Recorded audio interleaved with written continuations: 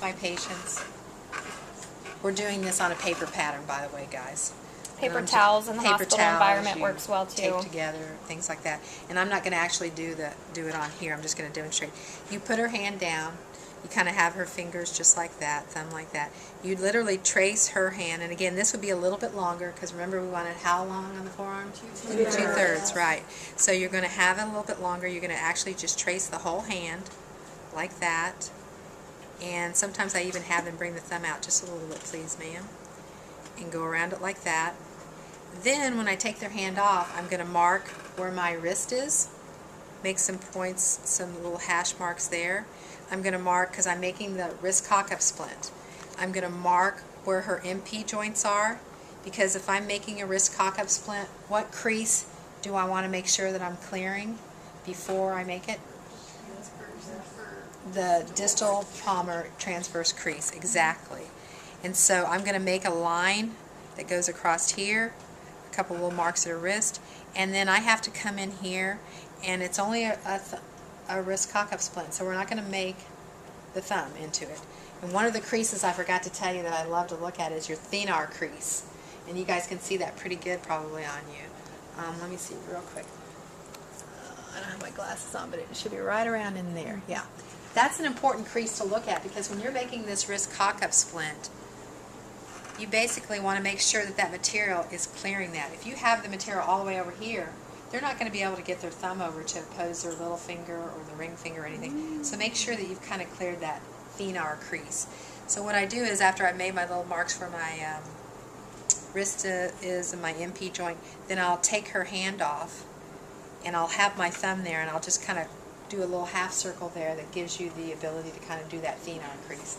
And I apologize that I didn't have these patterns. I can make some and then give them to Stephanie, and you can kind of keep them in your folders, and that way they'll kind of, you know, give you a better idea of how to make it with the actual hand down and tracing it with the landmark. So I can do that and then give them to you, and you can just turn them back. With this particular splint, again, you're putting their hand down, and I'm sorry you guys can't see. Let's say this material is very, very long.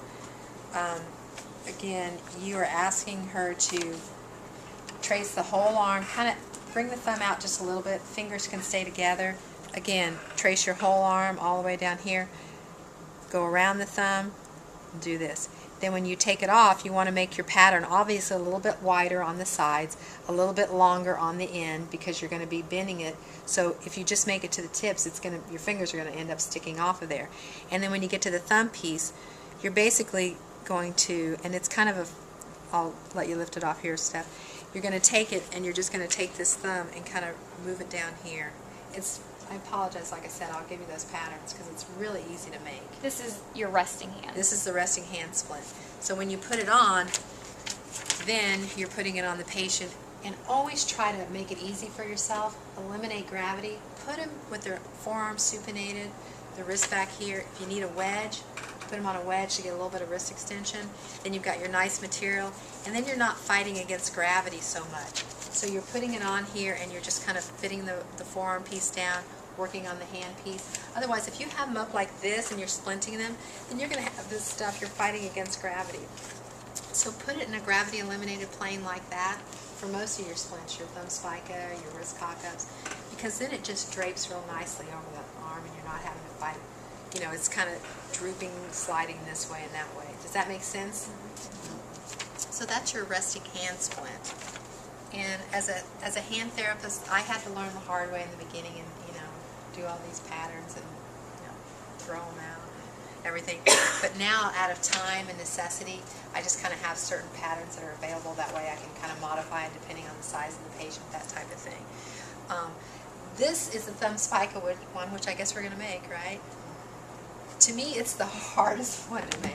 Not that there's any pressure for you guys. But I mean, it's the hardest pattern to make, so that's why I was then like... everything else seems easy. Yeah, that's true. So, that's why I wanted to share this pattern with you. There's a couple of different variations of a thumb spica splint out there. It can be volar-based, it can be ulnar gutter-based, and sometimes you'll even see it dorsal-based. The most common way that I've seen it is volar-based, okay? And occasionally you might see it radial gutter-based, but the most common is volar-based. And so when you're making your pattern for your patient, again, you're just going to have them down on this paper, and you're going to outline their arm again, and go ahead and go all the way around the hand, even though you know it's not going to include the fingers, and you're going to outline that thumb. And then when you take it off, all you're going to do is, again, is make it a little wider on the sides. You're going to make sure you get that metacarpal area, and you're going to draw your line there, because remember, we're not going to go to the fingers. And then what you're going to do with your thumb is you're just going to make this splint a little bit wider over here. That's one variation. And you're going to make sure that it stops at the level of the IP joint of the thumb. So that IP joint, this joint right here, you don't want it to extend all the way out for most thumb spicas. Now if you're making, again, something for decravanes, you don't want to immobilize that last joint. If you're doing something for an extensor tendon injury patient that has an extensor pollicis longus, then yeah, you'd want to go all the way to the tip, but you would know that in advance. You'd know which one you're doing. So you kind of want to stop it right there. Make it just a little bit wider here so you've got a little bit of material. As you can see with this pattern, it's a little different, because what I did was basically it's going to fit her like this, trying to clear that distal palmar crease. And then we're just going to take this piece and we're going to run it through here like that. And if you'll look at it, you'll see that this is kind of a big splint for her because she's an itty-bitty person. And also you're saying, well, it's kind of big right there too. That's when your material, you can either roll it, or if you know it's going to be too big, you can trim it out a little bit.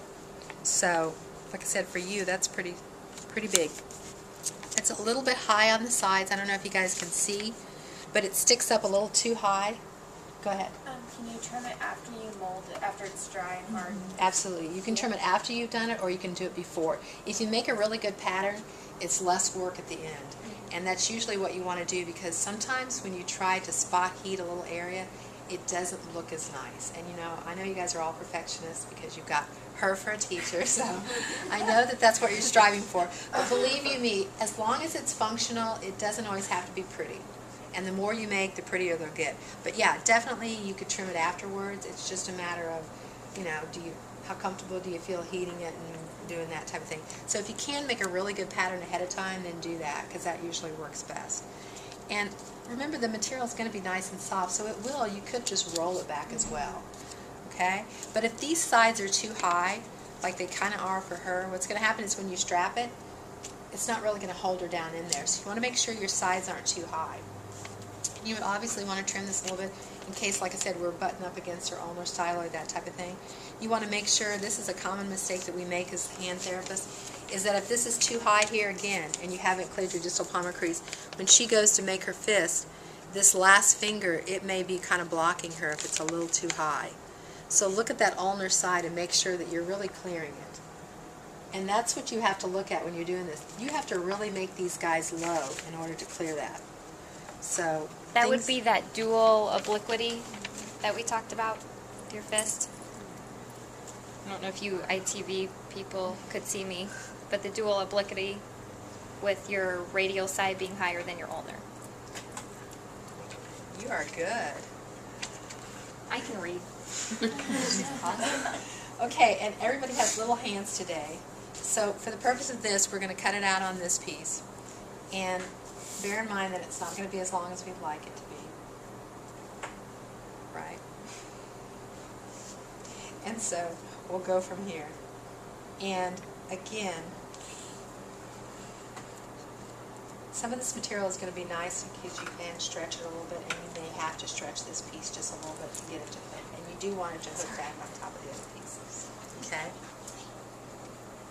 So let's get to cooking this guy. You guys can just grab a paper towel from the bathroom to make your pattern if you